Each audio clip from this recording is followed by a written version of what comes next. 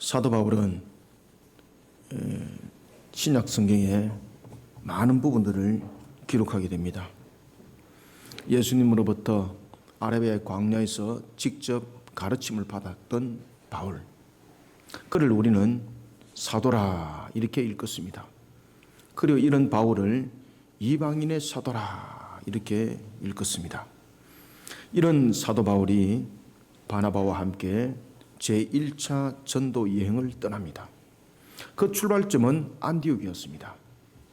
안디옥으로부터 출발을 할 때는 모든 교인들이 함께 기도하면서 사도 바울과 그리고 바나바를 축복하여 나가게 됩니다. 그들의 첫 발걸음들은 얼마나 힘이 있었는지 모릅니다.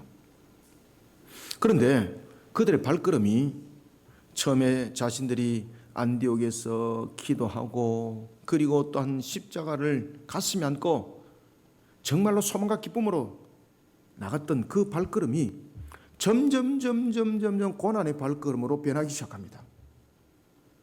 먼 여행길이 되다 보니 지치기도 했습니다. 그런가 하면 또한 여행길을 떠나다 보니 그들의 복음을 반갑게 맞이하기보다는 대적하는 사람들이 대부분이었습니다. 특히 바울과 바나바가 복음을 전하는 데 있어서 가장 적대 세력이 같은 동족이었던 유대인들이었습니다. 바울은 예수 그리스도를 구세주로 믿는 믿음으로 말미암아 구원을 얻게 된다라는 그런 진리를 전가하자 율법주의를 그리고 딴 자신들은 선민 사상이라는 그런 속에 사로잡혀 있던 동족 유대인들이 바울과 바나바를 핍박하기 시작합니다. 심지어 이 동족들은 바울을 하나님을 모독한다 하면서 돌로 쳐서 죽음에까지 이르게 만들었습니다. 그리고 그들이 확인했습니다. 죽었구나. 그래서 사도행전에 보면은 사도행전 14장에 보면은 그들이 돌로 쳐 죽였어라고 말합니다. 돌로 쳐준 것 같은 그런 모습 된 거죠. 그리고 그들이 확인하고는 시신을 성 밖으로 던져버립니다. 하나님은 이런 바울을 살립니다. 죽을 고비를 맞았던 그 사도 바울, 일반 사람 같으면 돌로 동족에게 쳐맞았습니다. 그리고 그는 죽음에 임했습니다. 살아났습니다. 그러면 그 다음 행동은 어떻게 될까요? 절대로 그 성으로 가면 되지 않습니다. 그리고 걸음아 나 살려라, 빨리 도망가야 되는 거죠. 왜 그런가 하면 자신을 반기는 사람이 아니라 자신을 이미 대적으로 여겼고 자신을 이미 원수로 여겼기 때문에 돌로 쳤다는 것이죠. 그런 성은 다시 돌아간다는 것은 정신병자가 아니고 정상인이라면 생각할 수 없는 일입니다. 그런데 놀랄 사실은 사도 바울은 돌로 쳐 죽임 상태에 놓여있던 사도 바울, 성 밖으로 던져졌을 때 하나님께서 그를 살렸습니다. 그런 사도 바울이 툴툴 털고 일어나서 어디로 갔을까요? 자신을 돌로 쳤던 그 성으로 다시 들어가는 겁니다.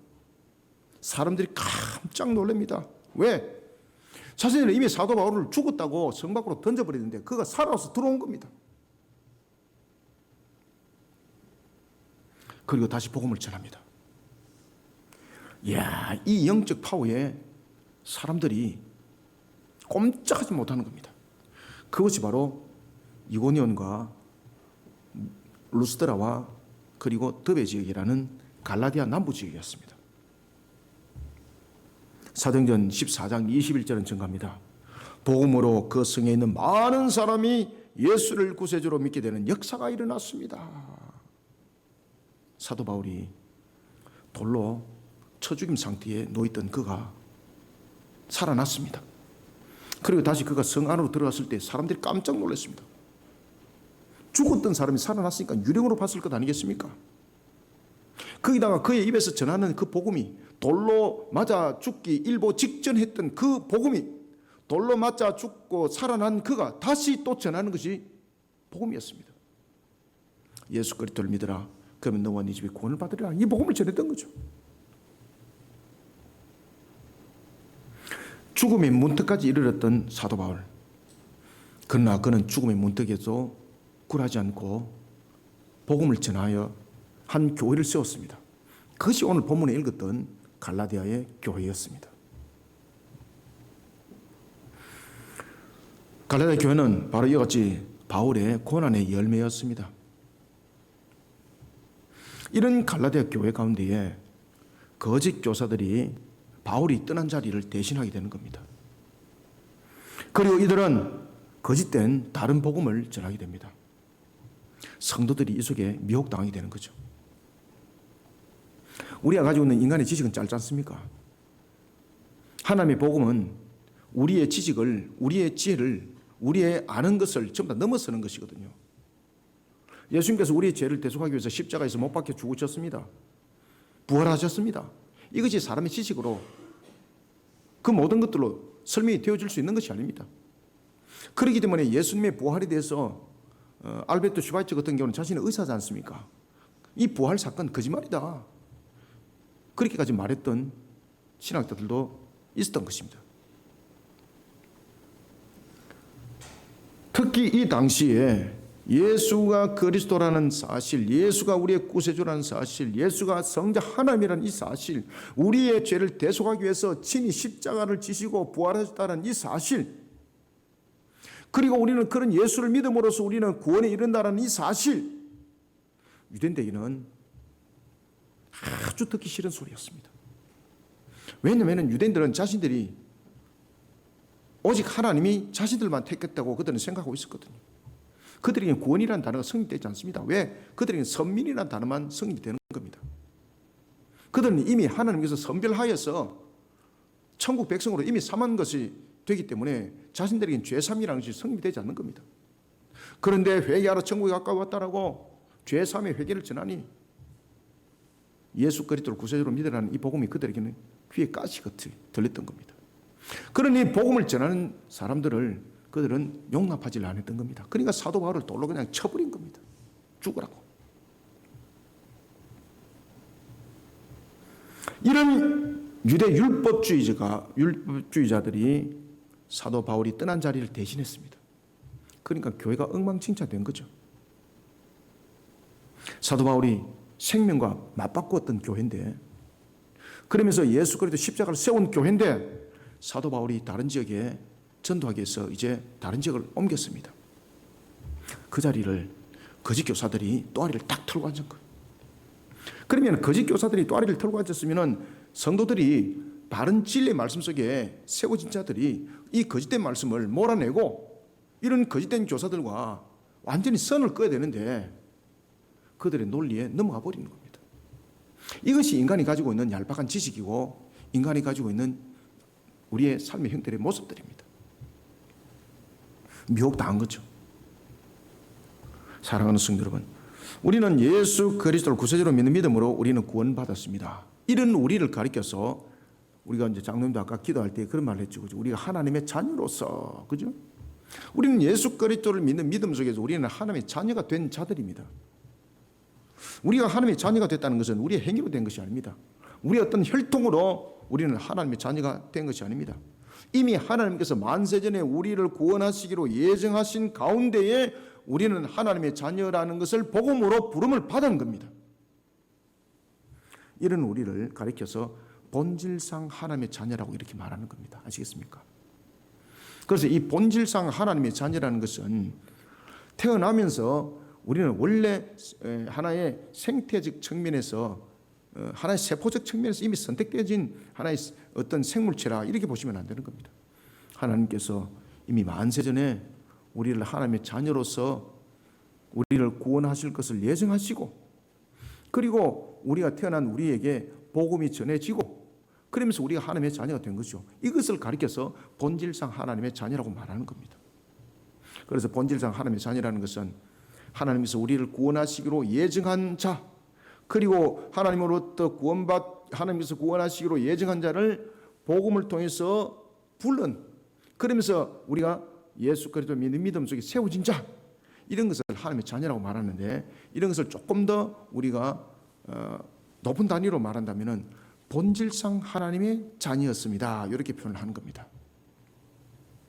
우리는 본질상 하나님의 자녀입니다.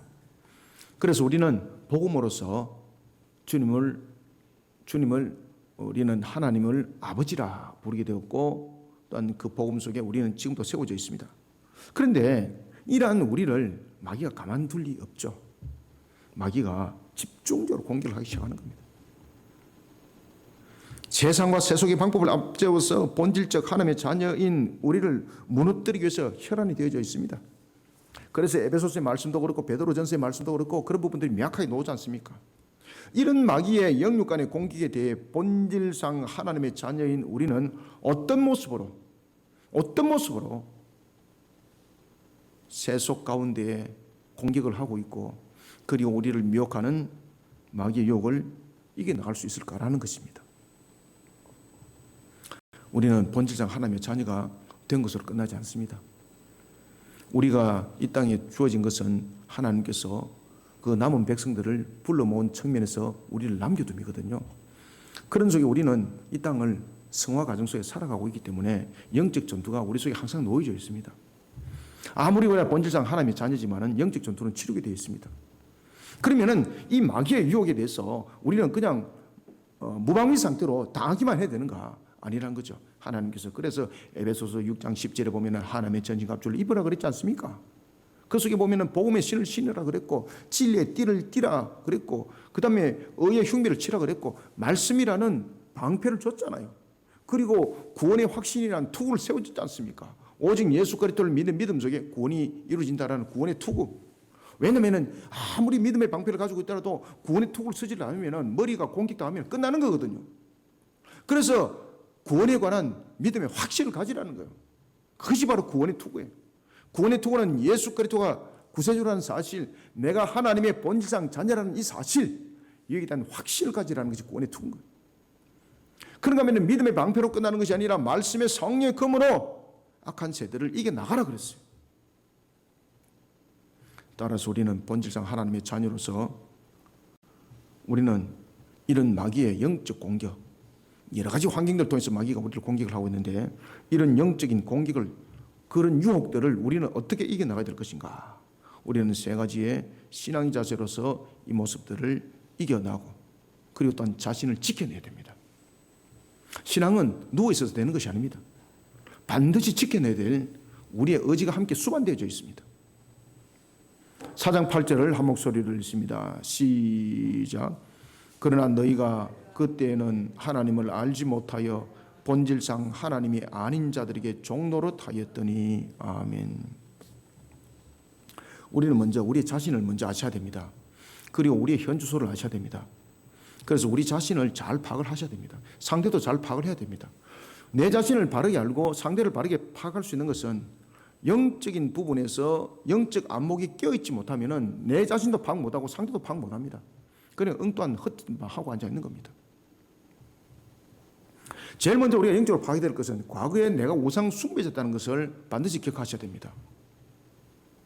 이게 사람이 습관을 따라가는 겁니다. 자신이 어떤 짓을 했는가 알지 못하는 속에 그 습관들이 함께 따라가는 경향들이 굉장히 많습니다. 그게 몸에 배인 거죠. 우리가 예수 그리스도를 믿지만은 우리의 몸에 배인 것은 여전히 우상 숭배 속에 있던 우리의 모습들이 몸에 배이가 있습니다. 영육 간에 배이가 있습니다. 이것을 단절해내야 됩니다. 따라서 우리는 제일 먼저 내 본질을 먼저 파악을 해야 돼요. 과거의 우상 숭배자였다는 것. 여기 여러분 과거의 우상 숭배자 아닌 사람 여기 있습니까? 저도 과거의 우상 숭배자였습니다. 여러분들은 저보다 아마 더 했을 거예요. 우상 숭배들. 과거에 내가 우상 숭배의 그 본질 속에 있다는 것을 여러분 잊어버리지 마시길 바랍니다. 마귀는 그 속에서 접근하고 있습니다. 과거를 회상시키게 만들면서 접근하고 있습니다. 과거를 그리워하게 만들면서 접근하고 있습니다. 과거를 통해서 두려움을 주면서 접근하고 있습니다. 아시겠습니까? 그래서 우리는 과거에 우상 숭배자였다는 것을 반드시 기억하셔야 됩니다. 과거에는 우리는 우상 숭배자였지만은 그럼 지금은 어떤 존재인가라는 것입니다. 지금은 하나님의 은혜로 여호와 하나님만이 참 신인 것을 아는 하나님의 자녀가 되었습니다. 이 두 관계를 반드시 여러분 기억하셔야 됩니다. 이것을 영적으로 각인시키셔야 됩니다. 이러한 분명한 신앙의 자세로서 우리는 세상 가운데 자신을 당당하게 세워나가야 됩니다. 현 주소를 잃어버리니까 과거의 주소에 팔려가 버리는 겁니다. 우리가 보면은 왜 이사를 할 때도 보면은 주민등록도 보면은 이 호적에도 보면은 주민등록번호에도 보면 다 이렇게 이동된 것들이 기록이 되잖아요. 어디로부터 어떻게 출발했고 어떻게 살아나갔고 다 기록이 다 있는 거거든요. 우리의 여러분 신앙의 흔적도 똑같아요. 우리의 현 주소를 잃어버리게 되면은 과거가 살아나게 돼요. 여러분들 아시겠습니까? 그런데 또한 과거를 잃어버리게 되면은 내 자신에 대해서 신앙의 경각심이 줄어들게 되고 마귀의 또 다른 유혹 속에 미혹당하게 돼요. 그래서 과거에 내가 어떤 자라는 것을 알면서 경각심을 항상 키워야 되는 거예요. 그러면서 과거에 내가 어떤 자라는 것만 아는 것이 아니라 현재 내가 어떤 자라는 것에 대해서 확실하게 아셔야 되는 거예요. 현재 내가 어떤 자인지, 현재 내가 어떤 존재인지. 과거는 우상 숭배자지만은 지금은 하나님의 은혜로서 여호와 하나님 한 분만을 참신으로 아는 하나님의 자녀가 됐다는 이 현주소, 여기에 대해서 확실해야 됩니다. 그리고 이 자세로서 우리는 어떤 유혹 앞에서도 당당하셔야 됩니다. 흔들리면 안 됩니다. 흔들리면 어떻게 된다고요? 팔레에서 다시 과거로 가는 거거든요. 팔레에서 가는 겁니다. 그래서 오늘 본문에 그 이야기 딱 하고 있지 않습니까? 사도 바울이. 조심해라. 구원은 율법을 지키거나 어떤 다른 수단으로 다른 방법으로 말미암지 않습니다. 오직 우리의 죄를 대속하신 예수 그리스도를 구세주로 믿는 믿음으로 말미암는다는 이 사실. 여기서는 플러스 되는 것도 없고 마이너스 되는 것도 없습니다. 그래서 진리라고 말하는 겁니다. 만약에 여기서 플러스가 되고 마이너스가 되면 진리라는 단어를 사용하지 않습니다. 진리라는 것은 그 이상도 없고 그 이하도 없다는 거예요. 변할 수 없는 그것을 진리라고 말하는 겁니다. 그래서 진리는 세상 가운데서 나오지 않습니다. 왜냐하면 세상은 논리와 세상의 정의는 전부 다 변하거든요. 심지어 수학 공식도 변할 수 있어요, 여러분들요. 그래서 세상 속에서는, 불완전한 세상 속에서는 진리는 성립되지 않습니다. 그러나 복음은 완전하신 하나님께서 우리를 구원한 측면에서 우리에게 주심이니 이 진리는 변하지 않습니다. 우리의 죄를 대속한 것, 우리가 구속받는 것, 우리가 천국 백성 되는 것, 이것은요 오직 하나, 예수 그리스도를 구세주로 믿는 이 믿음 외에는 어떤 것도, 어떤 방법도, 어떤 수단도 그 속에 함께하지 못합니다. 그런데 이런 변할 수 없는 진리에 세상에서 말하는 각종 종교가 등장하기 시작했습니다. 그러면서 자신들의 종교야말로 참되다라고 말하고 있고, 종교는 결국 하나다고 거짓말하고 있고 포장하고 있는 거죠. 다 전부 다 거짓말이죠. 종교가 만들어진 것을 여러분들 먼저 아셔야 됩니다. 그래서 제가 과거를 알고 현재를 알아라고 했잖아요. 종교가 왜 만들어졌을까요, 여러분들? 에덴 동산에서 종교가 있었나요? 에덴 동산에서 종교가 없었죠. 왜? 하나님 한 분만이 존재했으니까. 그러면 종교는 어디서부터 발행되어졌는가? 바로 인간이 죄를 범하면서 에덴 동산 밖에서 종교는 만들어지기 시작했습니다. 종교가 만들어진 것은 인간이 죄를 범하면서 일어났던 대표적인 사건 가운데 하나였습니다. 왜? 그곳에서 마귀가 군림하니까. 신은 오직 여호와 하나님 한 분만 존재합니다. 그러나 죄를 범한 인간은 자신의 연약함, 그리고 자신의 부족함, 이런 부분들을 해결해 줄 대상을 찾았던 겁니다. 세상이 두렵습니다. 죄를 범하면서 이제 에돔산 밖에서 살아가면서 세상을 바라보니까 두렵습니다. 강한 세력들이 자신을 마치 짓누를 것만 같습니다. 눈에 보이는 환경들이 자신을 지배하고 자신을 삼킬 것만 같습니다. 큰 짐승들이 왔다 갔다 하니 잡히 먹힐 것만 같았습니다. 얼마나 두려운지 모릅니다. 그러면서 종교가 만들어지기 시작했습니다. 인간이 죄를 범하면서 하나님은 오직 한 분인데, 그럼에도 불구하고 죄를 범한 인간 자신의 연약함을 해결해 줄 대상을 찾기 시작했습니다. 그 결과 나타난 것이 종교입니다. 이렇게 해서 세워진 것이, 등장한 것이 바로 우상입니다. 다른 종교에서 이런 이야기합니다. 그거 기독교에서 이의적인 생각으로 만들어낸 종교 집단의 편파적 생각이다. 그것은 자기들의 이야기예요. 그렇게 해서 자기들을 논리적으로 자신들의 종교 집단을 정당화하려고 말할 뿐인 거예요. 전부 다 거짓말이에요, 여러분들. 그래서 우리가 조상대대로 믿어왔던 우리의 과거를 우리는 보자 그랬지 않습니까? 우리가 조상대대로 믿어왔던 어떤 불교, 여러분들이 믿어왔던 다른 여러 가지 종교들, 그 전부 다 그 가짜입니다. 그거. 결국은 마귀에게 잡혀 먹힌 상태 속에서 그렇게 왔다는 것이죠. 인간이 죄를 범하면서 만들었던 그 종교 속에 여러분들 속아왔다는 것이에요.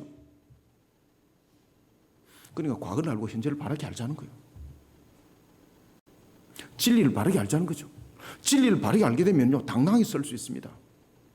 제가 어디 가도 제가 생기는 별로 잘생기지 못했지만 가진 것도 없고 아무것도 없지만은 저는 어디 가도 저는 당당해요. 왜 그런가 하면 저는 하나님의 참 자녀로서의 내 가치를 알거든요. 그래서 누구 앞에서도 저는 당당하고 항상 담대해요. 로마서 1장 21절이 정갑니다. 우상 숭배의 원인은 어디로부터 일어났는가? 성경이 우리에게 조명해 주고 있습니다. 제가 제 생각대로 지금 떠드는 것도 아닙니다. 모든 것은 하나님이 주신 말씀과 그리고 사실을 가지고 제가 지금 조명을 하는 거예요, 여러분들요. 로마서 1장 21절에 보면은 우상 숭배의 원인은 바로 무엇인가 하면 인간의 부패한 마음으로부터 일어났다고 우리에게 가르침을 주고 있습니다. 그리고 고린도서 3장 5절의 말씀처럼 인간이 죄를 범하면서 나타난 탐욕, 이런 것들이 우상을 만들어내기 시작했습니다. 그것이 신이 된 거죠. 그리고 그것이 종교가 된 거예요, 여러분들요. 결국 종교는 인간이 죄를 범한 이후 자신을 지켜줄 대상, 그리고 자신에게 만족을 줄 대상을 찾으면서 만들어진 것입니다. 그래서 우상이라고 말하는 거예요. 우상과 우상 숭배의 출발점에 대해서 창세기 4장 24절이 아주 재밌게 전해주고 있습니다. 라멕에 대해서 등장하죠. 라멕이 뭐라고 말하고 있습니까? 가인을 위하여서는 벌이 700일진데 라멕을 위해서는 벌이 77배가 임할 것이라고. 그러니까 자신을 스스로 우상을 만들어버리는 거죠. 하나님이 가인을 해하는 자는 벌을 7배 주는데 라멕인 나를 해하는 자는 하나님이 벌을 7배 줬다면 나는 77배를 주겠다. 그러면 하나님 위에 지금 누가 올라가는 겁니까? 라멕 자신이 올라간 거예요. 라멕은 자신을 하나님 위에 올려놓고 스스로를 신격화했습니다. 그래서 창세기를 잘 보시면은 우상 숭배가 종교들이 어떻게 생겼는지를 잘 알아요. 그리고 특히 이제 창세기 11장에 보면은 세계의 각종 종교들이 어떻게 형성되었고 그 출발점이 어디였는가를 가르쳐 주는 것이 바로 창세기 11장이에요. 창세기 11장에 보면은 죄악된 세상에서 일어났던 것 가운데서 하나님을 대적하는 세력들이 집단화를 이루고 있는데 그것이 바로 우상 숭배의 집단화였고 그것이 바로 바벨탑 사건이었어요. 이렇게 우상이 집단화를 이루면서 갈대아 우르가 형성이 되는 겁니다. 그리고 갈대아 우르의 우상 숭배가 세상 가운데 널리 펴지게 되었고 이것이 현재 각종 종교가 된 겁니다. 여호수아서 24장 2절 이하에 보면은 여호수아 또한 이 사실을 증거하고 있어요. 사도 바울은 하나님의 은혜로 여호와 하나님이 참신이라는 사실을 알게 되었던 갈라디아 교인들이 거짓된 교사들의 가르침에 미혹당하여서 다시 과거의 우상 숭배자의 길로 되돌아가려고 하는 그 어리석음에 빠진 성도들 지금 일깨우고 있습니다. 이것이 바로 8절입니다. 자, 8절을 다시 한번 읽읍시다. 시작. 그러나 너희가 그때는 하나님을 알지 못하여 본질상 하나님이 아닌 자들에게 종노릇 하였더니. 아멘. 저와 여러분들은 과거의 우상 숭배자였습니다. 얼마나 우상을 열심히 섬겼는지 우리의 과거의 삶의 형태가 이것을 대변하고 있습니다. 그러나 지금은 다릅니다. 여호와 하나님만이 참신이라는 사실을 우리는 알게 되었습니다. 오늘도 우리는 그분만을 예배하는 자리에 우리는 세워져 있습니다. 우리는 이런 자리에 세워지기까지 하나님의 전적인 은혜가 없었다면 우리는 이 사실을 깨달아 알지도 못했을 것입니다. 사랑하는 성도 여러분, 우리는 하나님의 은혜로 하나님의 자녀가 되었습니다. 이런 우리가 다시 우상 숭배자가 된다는 것은 베드로후서 2장 22절의 말씀처럼 개가 토하였던 그 자리에 되돌아가는 것이고, 그리고 돼지가 씻었지만은 원래 더러운 웅덩이로 구덩이로 다시 되돌아가서 눕고 뒹구는 것과 똑같습니다. 이 사실을 잊지 마시길 바랍니다. 그래서 과거에 내가 우상 숭배자로서 그 사실을 자각하지 못하면은요, 그리고 현재 내가 하나님의 백성이라는 것을 자각하지 못하면은요, 둘 중에 하나만 지어지더라도 마귀의 유혹 속에 덜커덩하고 먹힘을 당하게 됩니다. 그런 속에 자신이 토한 자리에 또다시 돌아가는 거예요. 망각해가지고 자신이 토한 자리에 가지고 또 먹고 그것을 또 뒹굴고, 그것이 바로 죽는 자리인지도 모르고 뒹구는 거예요. 그냥 오늘도 우리는 과거의 우상 숭배자였을 뿐만 아니라 현재의 우리의 주소는 바로 하나님의 자녀가 됐다는 이 사실 앞에, 세상 앞에 당당히 서고 모든 유혹 앞에 당당하시고 모든 환경 속에 당당해지는 우리 성도들이 되시길 소원합니다. 자, 그 다음에 두 번째는 우리가 구절을 한번 읽읍시다. 시작. 이제는 너희가 하나님을 알 뿐 아니라 더욱이 하나님이 아신 바 되었거늘 어찌하여 다시 약하고 천박한 초등학문으로 돌아가서 다시 그들에게 종로로 타려 하느냐. 아멘. 두 번째는 과거의 우상 숭배로 돌아가서 마귀의 종로로 하는 자가 되지 않도록 어떻게 되는가? 우리는 하나님의 자녀다운 신앙과 삶의 모습으로 자신의 영적 상태를 지켜야 됩니다. 그래서 에베소서 6장 10절에도 보면은 하나님의 전신갑주 입으라 그랬잖아요. 그죠? 복음의 신을 신으라, 진리의 띠를 띠라, 의의 흉배를 치라, 말씀으로서 믿음으로서 방패를 들으라, 그리고 구원의 확신이란 툭을 써라, 그리고 말씀이라는 성령의 검으로서 너가 방어만 할 것이 아니라 악한 것들이 오면 물리쳐라 말이에요. 말씀으로. 그래서 말씀은 늘 먹어야 되는 거예요. 여러분들요, 말씀이 처음에는 먹을 때는 내 입에는 단데, 요한계시록 그러잖아요. 처음에 먹었을 때는 입에서는 단데 나중에 이 말씀이 내 속에 채워지니까 속에서 쓰더라. 이건 무슨 이게 말씀의 능력이에요. 그래서 그 말씀이 토해 오면서 그 말씀이 권세와 권능이 되는 거예요. 여러분들요, 그렇기 때문에 하나님의 말씀을 삶과 잘 마음판 속에 각인하고 새기는 것이 영적으로 이기는 거예요. 여러분들. 그리고 그 말씀의 삶을 살아가는 것이에요. 되어야 되는 거예요. 과거의 우상 숭배로 돌아가게 되면 마귀의 종으로 산다는 것은 변하지 않아요. 하나님의 자녀다운 신앙의 삶의 모습으로 자신을 영적으로 지켜내야 됩니다. 하나님의 자녀다운 신앙과 삶의 모습으로 자신을 영적으로 지켜내는 신앙의 자세와 노력을 반드시 펼치셔야 됩니다. 신앙은 그냥 되지 않습니다. 우리가 열매를 맺기 가지고도 씨 뿌리 놓으니 열매가 그냥 맺더라 아니잖아요. 씨 뿌려서 그냥 맺어지는 열매도 있지만 건강한 열매가 없습니다. 씨 뿌렸을 때에 건강한 열매, 많은 열매를 맺으려면 어떻게 됩니까? 가꿔야 되잖아요. 노력이 있어야 되는 거예요. 여러분들요, 이 원리가 우리 신앙에도 그대로 적용돼요. 예수 그리스도를 믿는 믿음 속에 아이고 이제는 다 됐다, 마귀가 100% 공격합니다. 바로 갖다 넣어버립니다. 그래서 개가 토한 자리에 가지고 자신의 토한 것 다시 먹고, 돼지가 더러운 곳에서 빼내서 씻겨놨는데 다시 더러운 곳에 뒹구는 그런 모습이 되는 거예요. 바울은 갈라디아 교인들을 향해 구원의 방편이 될 수 없는 초등학문과 같은 율법에 얽매지 말고 어리석음에서 깨어나도록 권면하고 있습니다. 바울은 갈라디아 교인들을 향해서 과거 자신들은 하나님을 잘 안다고 했지만 사실은 하나님을 알지 못하는 자였다는 것을 깨달아라. 왜 그들은 그런 모습이 됐을까라는 것입니다. 그 원인이 바로 율법에 있었습니다. 왜냐하면 율법은 가지고 있을 수 있는 그 기능이 한계가 있었거든요. 그래서 초등교사라고 말하는 거예요. 이 초등교사라는 것은 가르칠 수 있는 한계를 설명하고 있는 거죠. 율법의 기능의 한계를 설명하고 있는 거죠. 그러면 율법이 무엇인가? 율법은 구원의 상징이 아니라는 거죠. 율법은 선민의 상징이 아니라는 거죠. 율법은 무엇인가? 우리가 죄인이라는 것을 깨닫게 안 한 기능, 그리고 또한 우리가 죄인입니다. 그러면서 우리는 죄를 알았습니다. 그러면 이제 다음에는 뭔가 하면 구원을 기다려야 되는 거죠. 왜? 우리의 스스로의 어떤 행위로서는 구원받을 자격이 없다는 것은 율법을 통해서 알게 되었습니다. 그래서 율법의 마지막 기능은 뭔가 하면 우리를 죄를 사할 메시아를 바라보게 하는 기능이 있는 거예요. 이것이 율법의 기능이라는 거죠. 그런데 율법 자체가 구원을 이룰 수 있는 능력이 없어요. 그래서 초등교사라고 말하는 거예요. 그런데 이런 율법을 유대인들은 자랑 삼았고 이것을 자신들의 구원의 서민의 징표로 삼았어요.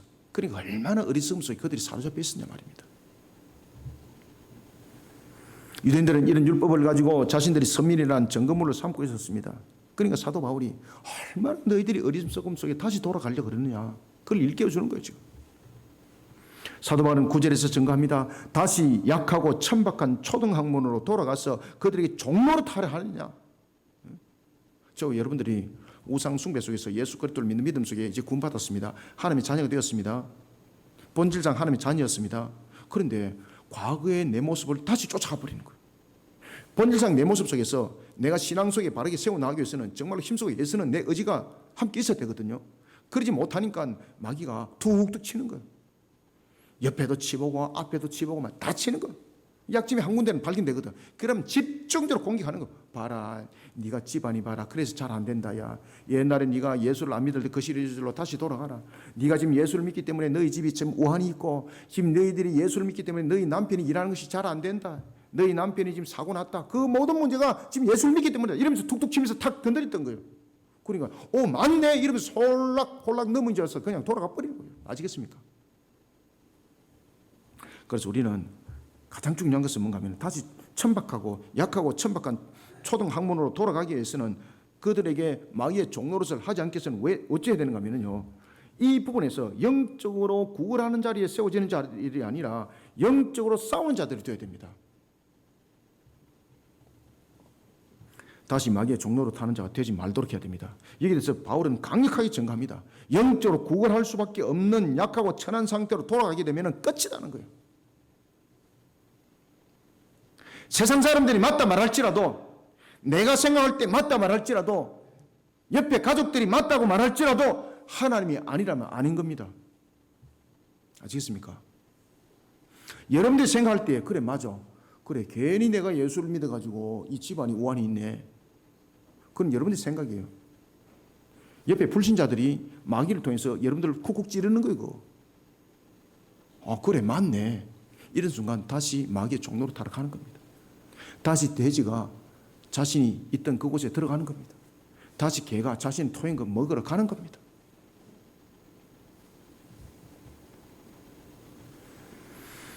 세상 사람이 맞다고 말할지라도 하나님이 아니라고 말씀하시면 아닙니다. 예수 그리스도 외에는 구원이 없다고 그랬습니다. 그럼 그 외에는 아무것도 아닙니다. 하나님 외에는 전부 다 우상 숭배라고 그랬습니다. 그러면 여러분들은 지금까지 과거의 나의 모습은 어땠는가? 우상 숭배졌다는 겁니다. 조상 대대로 잘 흘러왔던 그 종교, 이것도 믿고 저것도 믿고 이러면 얼마나 좋겠습니까? 그것을 끝나는 겁니다, 여러분들. 아시겠습니까? 그렇게 해서 대표적으로 끝난 사람이 한 사람 있습니다. 솔로몬 왕입니다. 솔로몬 왕이 하나님을 잘 섬길 때는 하나님께서 그에게 지혜도 주고 참 하나님께서 그를 세상에서 최고의 왕으로 세웠거든요. 이런 솔로몬이 이방인의 아내를 옆에 두면서 꼬들김을 당해요. 그 이방인의 아내들이 우상 숭배를 가져왔거든요. 밀곰도 가지고 오고 막 이런 우상 제단을 가져왔대. 거기다 꼬들김을 당해서 그대로 넘어가 버렸어요. 그대로 넘어가면서 결론이 어떻게 났는가? 나라가 풍지박산 나버렸습니다, 결국은. 그러면서 역사 속에서 BC 722년에 그 아수르에서 멸망당하기 전에 BC 930년에 이스라엘이 남과 북으로 갈라져 버려요, 여러분들요.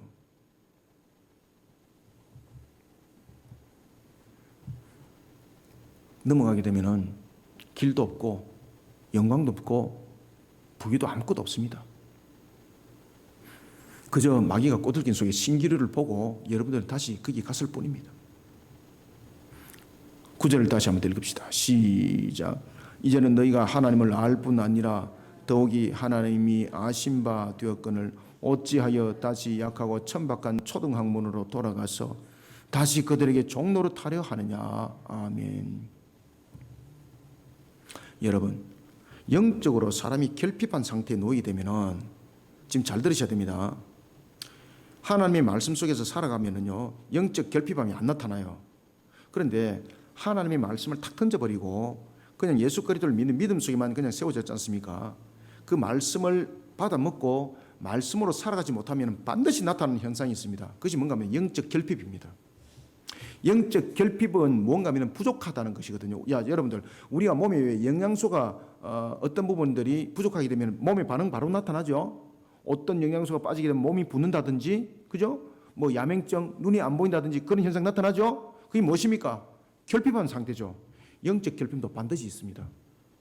영적 결핍은 영적 갈등을 반드시 불러옵니다.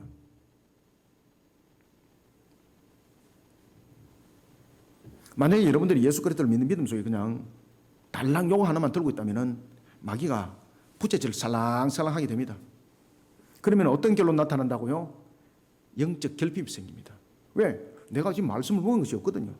그리고 내가 말씀의 삶을 살아가는 것이 없거든요. 그러면 마귀가 콕콕 찌릅니다, 여러분들. 그럼 반드시 영적 갈등, 우리는 영적 존재거든.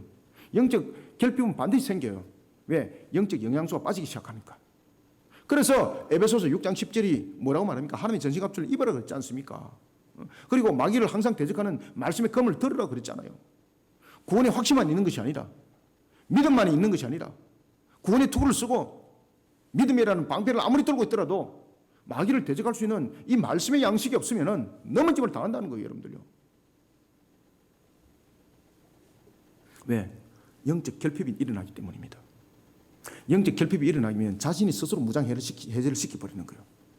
구원의 투구도 벗어버리고 에이 귀찮네. 왜? 옆에서 살랑살랑 흔들리되면 제 갈등이 생기기 시작하는 거예요. 영적 결핍. 그 영적 결핍 속에는 갈등이 생기게 되어 있거든요. 우리 영적 존재이기 때문에 이 부분들이 반드시 일어납니다. 그러면서 구원의 투구를 벗어버립니다. 에이 이거 믿음 이거 아니네. 믿음 방패 던져버립니다. 의의 흉기 벗어버립니다. 다 벗어버립니다. 그러니까 마귀가 나중에 달랑 잡았어. 탁 잡았어. 바로 그냥 채가 버리는 겁니다. 딱 잡아가지고 그냥 쏠랑 때려가 버리는 겁니다. 끝나는 거예요, 여러분들요. 그래 사도 바울이 그러지 않습니까? 똑바로 정신 차리라. 안 그러면 너희들 종로로 타는 그 자리에 다시 돌아가게 된다 이거. 여러분, 영적으로 결핍한 상태가 되게 되면은 갈증이 반드시 나타납니다. 이것은 우리의 모습 속에도 똑같습니다. 자, 여러분들, 우리가 영적 갈증이라는 부분들을 우리가 한번 되돌아보면은 왜 사람이 물을 먹지 않습니다. 그죠? 물을 먹지 않으면은 어떤 현상이 나타나나요? 갈증이 생기죠. 갈증이 생기죠. 그러면 목이 마르잖아요. 그럼 물을 먹어야 되지 않습니까? 물을 먹어야 되는데 이 물도 우리의 육신의 건강한 물을 먹어야 되는데 잘못된 물을 먹게 되면 갈증 속에서 잘못된 물을 먹게 되면 어떻게 되나요? 죽는 거예요, 여러분들요. 병 걸리는 거예요. 우리가 출애굽하여서 마라의 선물 사건 기억하십니까? 갈증이 생겼지 않습니까? 광야길을 사흘을 갔습니다. 떼약볕에서 탈진 상태에 놓여 있습니다. 몸이 갈증을 일으켰습니다. 왜? 물이 없으니까. 그러면 몸이 무엇을 원하나요? 물을 원하잖아요. 그래서 그들이 물을 먹기 위해서 찾아갔습니다. 반드시 이곳에는 마실 물이 있을 것이야. 모세가 그 장소를 잘 알고 있었습니다. 그래서 마라는 곳에 데려갔습니다. 눈에 보니까 물인 거예요. 허겁지겁 물을 입을 대고 마시는 순간 그들은 놀랍니다. 복통을 일으키면서 이것이 무슨 물이냐고, 죽이는 물을 먹이느냐고 그러면서 모세를 죽이려고 그럽니다. 그때 모세가 하나님께 기도합니다. 이 육신의 갈증으로 인해서 마실 물을 필요하여서 이 마라에 왔지만은 이 마라의 물이 쓴물이 되었습니다. 먹으면 복통 가운데 죽는 물이 되었습니다. 하나님 어찌하리까 기도하니까 하나님께서 뭐라고 말씀하시는가 하면 모세에게 이렇게 말합니다. 모세야 땅에 떨어진 마른 가지 그냥 하나 잡아서 그 물에 던져. 그 말씀대로 지켜 준행하니까 마라의 선물이 단물로 변해버렸습니다. 250만에 이르는 사람들이 그 물을 먹고 갈증을 전부 다 해결했습니다. 우리가 목이 마르면 반드시 물을 먹어야 됩니다. 그런데 어떤 물을 먹냐에 따라서 복통 가운데 죽는 것이 있고 어떤 물을 먹냐에 따라서 살아나는 것이 있습니다. 마라의 선물은 먹었는데 복통 가운데 죽는 겁니다. 단물은 먹으니까 살아나는 겁니다. 바로 영적 결핍은 이런 상태가 나타납니다. 그래서 영적 결핍이 나타나게 되면 영적 갈등이 생기게 되고 이제는 말씀이 갈급하게 되거든요. 영적으로 갈급하게 되거든요. 그럼 이제는 뭐든지 잡아먹으려고 그러는 거예요. 뭐든지 주워 먹으려고 그러는 거예요. 그러다 보면은 마귀가 툭툭 던집니다. 이제 거짓된 말씀 툭툭 던집니다. 인터넷에서 온갖 거짓된 거 툭툭 던집니다. 그거 이제 홀랑 잡아먹는 거예요. 그거 홀라당 마시는 거예요. 영적으로 끝난 거예요, 이미.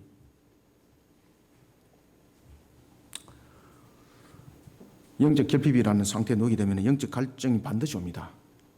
우상 숭배자들은 영적 갈증을 해결하기 위해서 우상의 상징물들을 또 구입하잖아요. 우리가 여러분 우상 숭배를 하게 되면은요 어떤 현상이 나타나게 되는가 하면은 영적 결핍이 생기게 있거든요. 왜냐하면 이 우상 숭배라는 것은 우리의 영에 대해서 충만함을 우리의 영에 대해서 모든 것을 회복시킬 수 있는 능력이 없어요. 그래서 우상 숭배자들이 대체로 보면 무엇을 많이 삽니까? 많은 도구를 많이 사잖아요. 그죠? 뭐 돌부처도 사고 뭐 부적도 붙이고. 왜 그렇습니까? 그게 영적 결핍 상태 속에서 나타난 영적 갈등의 문제를 그 도구를 통해서 해결하려는 거예요. 그런데 여러분들, 우리는 예수 그리스도를 믿는 믿음 속에 우리는 들어온 사람들은 그런 어떤 부적을 사는 일이 있나요? 어떤 도구를 산 일이 있나요? 없어요, 여러분들요. 우리는 왜? 우리는 진짜의 물을 먹으니까. 우리는 영적 결핍이 생기지 않도록 하나님의 말씀이 우리 속에 들어오면은 이 모든 영적 문제를 해결하니까. 그래요. 그 말씀대로 살아가게 되면은 어떤 관계 속에서도 악한 것들이 우리를 침투하지 못하니까 영적 결핍, 영적 갈등은 안 생기는 거예요, 여러분들. 그런데 우상 숭배 속에 세워지게 되면요, 반드시 영적 결핍이 생기게 되고 영적 갈증이 생깁니다. 그러면 영적 결핍이 생기게 되고 영적 갈등이 생기게 되고 갈증이 생기게 되면은 이제 이 문제를 해결해야 되잖아요. 그래서 우상 숭배자들이 보면은 부적도 많고 뭐 죄를 지내라, 뭐 집에다 뭐를 모셔놔야 된다라는 것들이 전부 다 그런 속에서 만들어지고 생겨나는 것입니다. 그 전부 다 제거 다 해야 됩니다. 당장 썰어서 쓰레기통에 다 버려야 됩니다, 여러분들요. 이 더러운 것들이 여러분들 지금 영적 갈등 속에, 영적 결핍 속에 지금 만들어가고 있어요, 여러분들요. 그 전부 다 제거하셔야 됩니다. 제가 이제 과거에 이 전도하면서 그런 가정들이 많았었거든요. 제가 이제 전도했던 그 가정이 신주단지를 모시는데 그 안에 진해도 막 들어있고 손을 못 대는 거예요, 이분이. 그래서 제가 가가지고 그 신주단지 전부 다 내려가지고 다 깨뜨려버렸어요, 제가. 그래서 제가 교회 가지고 다 태워버렸어요, 제가. 왜? 이분들 손을 못 대는 거죠. 왜 그런가 하면 그 속에 영적 결핍 속에 영적 갈증이 생겼죠. 그 속에 그 부적과 그 모든 도구들이 내 영혼을 그 속에 묶어놓고 있는 거예요. 그러니 이 사람들이 이걸 손을 못 대는 거예요. 이것을 만약에 제거하지 못하면 여러분들 그 속에서 영혼이 또다시 묶이는 상태, 또다시 개가 토한 것을 먹으러 가고 돼지가 그 웅덩이 속에 빠진 것을 다시 씻어놓았더만 다시 돌아가는 그 형태 그대로 나타납니다. 이게 영적 문제거든요. 그래서 우상 숭배자들은 영적 갈증을 해결하기 위해서 우상의 상징물들을 구입하게 만드는 거예요. 그래서 여러분들 절간에 보면은 등도 만들고 등도 붙이 쌓고 그렇지 않습니까? 뭐 교회 와서 여러분 그런 일을 한 적 있습니까?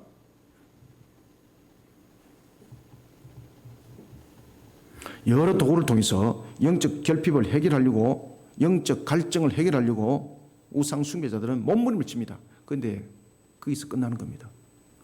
전도서 10장 3절은 증가합니다. 우매한 자의 길을 갈 때도 지혜가 부족하여 각 사람에게 자기가 우매함을 말하더라. 여러분, 우상을 숭배하는 자에게 반드시 나타나는 상황은 영적 결핍입니다. 그리고 영적 갈증입니다. 이것을 알지 못하니까 다시 우상 숭배에 빠지고 자신이 마귀의 종노릇 하는 그 모습으로 돌아가더라는 것입니다. 이 사실조차 알지 못하도록 영적 흑암은 그 모습을 조성하고 있습니다. 사도 바울이 그 가르침을 주고 있는 거예요. 그러면서 사도 바울이 이렇게 말합니다. 다시 약하고 천박한 초등학문으로 돌아가서 그들에게 종노릇 하라 하느냐. 과거의 우상 숭배로 돌아가서 마귀의 종노릇 하지 않으려면 여러분 두 가지 자세를 반드시 필연적으로 세우셔야 됩니다. 기억하시길 바랍니다. 그리고 잘 적어 놓으세요. 첫 번째는 하나님의 자녀다운 신앙의 모습을 영적으로 지켜내야 됩니다. 하나님의 자녀다운 신앙의 모습을 지켜내야 됩니다. 그래서 신앙의 노력을 하셔야 됩니다. 그러면은 하나님의 자녀다운 신앙의 모습으로 영적으로 지켜내려면 어떻게 해야 되는가? 여러분들 신명기 3장 24절에 보면 모세가 이렇게 전가합니다. 천지간에 어떤 신이 능히 주께서 행하신 일 곧 주의 큰 능력으로 행하신 일같이 행할 수 있느냐. 그리고 또한 로마서 12장 11절에 말합니다. 부지런하여 게으르지 말고 열심을 풀고 주를 섬기라. 오직 하나님 한 분만을 섬기는 자리에 항상 예배 자리에 자신을 세우시길 바랍니다. 이런 영적 지키림이 있어야 됩니다. 예배 속에 내 인생을 걸어야 됩니다. 하나님 예배 속에 나를 단단히 세워나가는 이러한 영적 지킴이 있어야 됩니다. 이런 신앙의 결단을 반드시 내리셔야 됩니다. 그 다음에 두 번째는 하나님의 자녀다운 삶을 살아가도록 신앙의 노력을 기울여야 됩니다. 첫 번째는 신앙을 지켜내야 됩니다. 그것이 예배가 중심이 되어야 됩니다. 그 다음에 두 번째는 신앙의 삶을 살아가도록 노력을 기울이셔야 됩니다. 이게 간단한 문제가 아닙니다. 이 속에 하나님의 말씀을 지켜 준행하면 되는 겁니다. 빌립보서 1장 27절의 말씀처럼 그리스도의 복음에 합당한 삶을 살아가야 됩니다. 그리고 로마서 12장 8절의 말씀처럼 자비를 베푸는 삶들을 살아가시길 바랍니다. 그리고 로마서 12장 8절의 말씀처럼 뿐만 아니라 빌립보서 1장 27절의 말씀처럼 복음에 합당한 것으로 끝나는 것이 아니라 마태복음 5장 44절의 말씀처럼 선을 이루는 삶들을 살아가시길 바랍니다. 이 선을 이룬다는 것은 하나님의 말씀 따라 준행하는 겁니다. 그래서 우리가 주께서 말씀하지 않습니까? 악을 악으로 이기지 말고 악을 선으로 이기라고. 하나님의 말씀을 지켜 준행하는 것으로 통해서 이기라. 그러면은 네 원수를 내가 물리쳐 줄게. 그리고 원수를 위해서도 기도하라 그랬습니다. 원수조차도 사랑하라 그랬습니다. 왜? 미워하고 시기하고 질투 속에는 마귀가 그 속에 반드시 침투하게 되고 영적 결핍, 영적 갈증을 일으키게 만들거든요.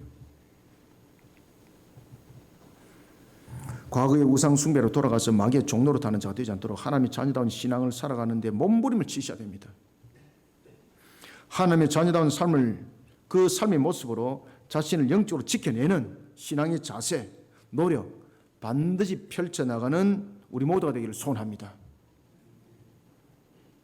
그 다음에 세 번째는 10절을 읽습니다. 시작. 너희가 날과 달과 절기와 해를 삼가 지키니 아멘. 이게 우리 우상숭배하고 좀 비슷합니다.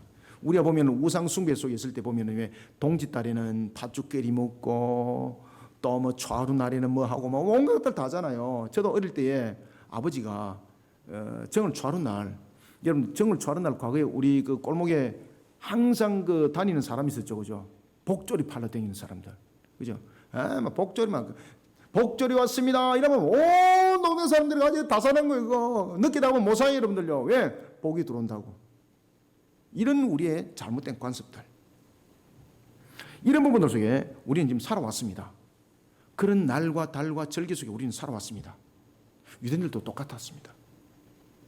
우리는 마지막으로 10절부터 11절 통해서 거짓된 목자에게 이끌려가면 끝나는 겁니다. 거짓된 목자에게 끌려서 사망의 엄침한 골짜기를 걷지 않도록 참 목자 되시는 그리스도를 따라가는 신앙의 가르침을 잘 따르는 성숙한 신앙의 자세를 반드시 가지시길 바랍니다. 그래서 가르침을 잘 따르시길 바랍니다. 가르침을 잘 따르지 못하다 보니까 우상 숭배 속에 아침에 새벽에 일어나서 복조리 사와. 그 가르침 속에 진짜 복조리 사왔습니다. 왜? 정월 초하는 날 그것을 문 앞에, 집 앞에 딱 걸어놓으면 집에 복이 들어온다고. 이 잘못된 가르침이잖아요. 이 잘못된 목자를 만나게 되면 이제 잘못된 우상 숭배 속에 나도 팔리가 가는 겁니다. 참된 목자를 만나야 되고, 참된 목자를 만났으면 참된 목자의 바른 가르침을 따르는 자가 복이 있습니다. 사도 바울은 지적합니다. 유대인들은 얼마나 율법에 대해서 열심을 지켜왔는지 모른다고 그는 토를 하면서 이렇게 말합니다. 안식일과 금식일이라는 날을 틀림없이 지켰다. 그래서 여기서 오늘 본문에 보면은 날이라는 것은 뭔가 하면 안식일의 날, 금식일의 날, 이것은 날이라고 말하는 거예요. 그 날들을 그들은 틀림없이 지켰다. 그런가 하면 달이 있습니다. 달은 뭔가 하면은요, 매월 첫 달 첫날을 그들은 월사일로 지켰습니다. 그래서 여러분 보시면은 사무엘상에도 보면은 사울이 월삭일에 다윗이 같이 함께 하지 않은 것을 질타했잖아, 그죠? 월삭일. 매월 첫날을 월삭일로 지켰습니다. 유대인들은 그것을 철저히 지켰다는 거죠. 그래서 그것을 달도 지켰다는 겁니다. 그 달만 아닙니다. 절기를 또한 지켰다는 것이죠. 유대인들은 절기 가운데서 가장 중요한 절기가 세 가지 절기가 있습니다. 3대 절기, 유월절, 칠칠절, 그리고 장막절. 철저히 지켰다는 거죠. 그런가 하면 절기뿐만 아닙니다. 한 해 뿐만 아니라 7년이라는 해도 지켰다는 거죠. 그래서 이 해는 바로 7년의 해를 말합니다. 안식년의 해, 그리고 희년의 해, 70년 만에 돌아오는 친년의 해, 이런 것도 철저히 지켰다는 거죠. 이런 것도 전부 다 준행했다는데 사도 바울은 11절에서 뭐라고 말하는가 하면 내가 너희들이 그렇게 지켜온 것에 대해서 수고가 참으로 헛될까 두려워서 내가 말을 못하겠다. 그 헛짓했다는 거죠. 헛짓했다는 거죠. 어떤 이유 때문에 사도 바울은 이런 말을 했을까요? 한마디로 이들이 종교적으로 열심을 달려왔습니다. 그리고 이들이 종교적 측면에서 지켜왔습니다. 그 어떤 것도 자신들에게 유익이 될 수 있는 것은 없다고 이야기를 하는 겁니다. 한마디로 말해서 자신들이 지켜왔던 날과 달과 절기, 해, 이 모든 부분들은 어떤 관계에서도 그 열심 속에 지켜왔던 것들, 어떤 것도 자신을 구원의 길로 이르지 못한다는 것을 사도 바울이 딱 찔러서 이야기를 하고 있는 겁니다. 10절, 11절 두 절을 함께 읽습니다. 시작. 너희가 날과 달과 절기와 해를 삼가 지키니 내가 너희를 위하여 수고한 것이 헛될까 두려워하노라. 아멘. 바울은 갈라디아 교회 교인들 하여금 거짓된 목자를 따라가다 보면은 이런 잘못된 엉뚱한 짓을 하게 된다는 겁니다. 결국은 사망의 엄침한 골짜기를 걸어간다는 거죠. 참된 목자의 음성을 들려줄 때에 그 목자의 음성을 따라가는 자 복이 있다는 겁니다. 여러분들, 거짓된 목자는 절대 양물이 생각하지 않습니다. 참된 목자도 양이 잘못 가면 회초리 들죠. 회초리 가지고 양을 때립니다. 왜 때릴까요? 그 길로 가면 안 되기 때문에 때리는 거예요, 여러분들요. 왜? 말로 해서 안 되거든요. 그래서 회초리를 드는 거예요, 여러분들요. 그래서 목자 손에는 무엇이 있습니까? 지팡이가 있는 거예요, 지팡이. 그런데 이 거짓된 목자들은 그래하지 않습니다. 삐딱길로 가도 아이고 그래요, 그 길이 참 복되네, 잘 될 겁니다, 범사가 잘 될 겁니다, 아이고 그 길로 가시다 보면 뭐가 가는 데마다 주렁주렁 열매가 맺을 것입니다. 그 이야기 들으니까 얼마나 기분 좋아요. 그럼 그 길로 계속 갔습니다. 결론 죽는 거예요. 거짓된 목자는요 절대 양들을 먼저 돌아보지 않습니다. 양들을 생각하지 않습니다. 자신의 어떻게 하면 자신에게 유익할까 요것만 딱 생각하는 겁니다. 그냥 가만히 있을 잘하게 되면 자신에게 또 뭔가 또 오잖아요. 그래서 거짓된 목자들이 가늠한 짓을 잘합니다.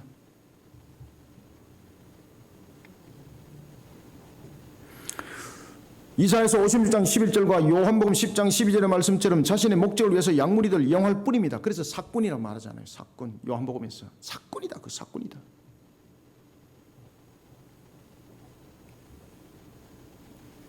저도 사꾼이 안 되려고 몸부림칩니다. 제가. 참목자는 누가복음 2장 8절의 말씀처럼 밤에도 밖에서 자기 양떼를 지킵니다. 그리고 꼴을 먹이고 물을 먹입니다.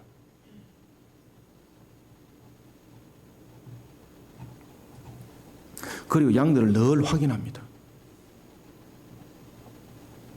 사랑하는 성도 여러분, 거짓된 목자에 이끌려서 사망의 엄침한 골짜기를 걷지 않도록 참목자 되시는 우리는 그리스도를 따라가야 되는 것이고, 그리고 단 이런 신앙의 가르침을 잘 따르는 성숙한 신앙의 자세를 우리 모든 성도들 가지시길 소원합니다. 말씀을 맺겠습니다. 우리는 본질상 하나님의 자녀입니다. 비록 우상 숭배에 만연해 있었지만은 하나님께서 만세전에 우리를 하나님의 자녀 삼아 주신 본질상 하나님의 자녀입니다. 우리가 본질상 하나님의 자녀가 아니면 저와 여러분들 이곳에 앉아있지 않습니다. 내가 과거에 그렇게 내가 절간에 득도를 했는데 내가 여기 앉아서 되겠습니까? 하나님의 자녀가 아니면, 본질상 자녀가 아니면 여기에 2달, 석 달, 넉 달 못 앉아 있습니다, 여러분들요. 영적으로 트러블이 생기기 때문에 못 앉아 있습니다. 잠시 한 번은 올 수 있습니다. 못 앉아 있습니다, 여러분들요. 이미 딱 지속적으로 앉아있다는 것은 이미 본질상 하나님의 자녀 속에서 이미 하나님께서 영적으로 그들을 붙들고 있다는 이야기예요. 그러면 오늘 주신 말씀을 통해서 우리는 내 자신을 지금 깨달아야 되는 거예요, 여러분들요. 이것을 빨리 깨닫는 자가 복이 있습니다.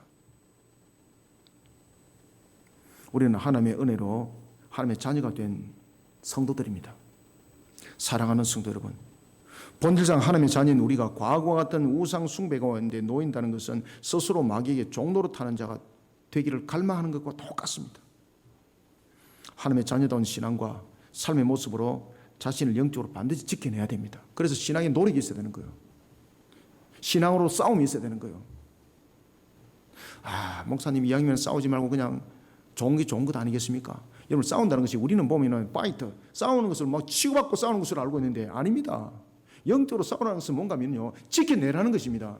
신앙으로 지켜내라는 거예요. 신앙으로 지켜내면은 하나님이 싸워주세요, 여러분들요. 영적으로 물리주세요, 여러분들. 그런 속에 우리는 결단을 해라는 것이에요. 세상은 저쪽 곳곳에 거짓된 목사들이 얼마나 많은지 모릅니다. 그 유혹 당하면 끝납니다, 여러분들. 우상 숭배를 조상들과 연결해서 미혹하고 있지 않습니까? 그거는요, 여러분들 마귀의 밥으로 옮겨놓는 하나의 수단입니다. 세상에는 종교가 없습니다. 제가 가르치면서 늘 그럽니다. 세상에는 종교가 없다고. 원래 하나님 한 분밖에 없는데 무슨 종교냐고. 그게 모든 것은 하나님의 창조 목적 가운데 있지. 이 종교라는 것은 결국은 인간이 죄를 범하면서 마귀에게 꼬들김 당하여서 만들어낸 것이 바로 종교다.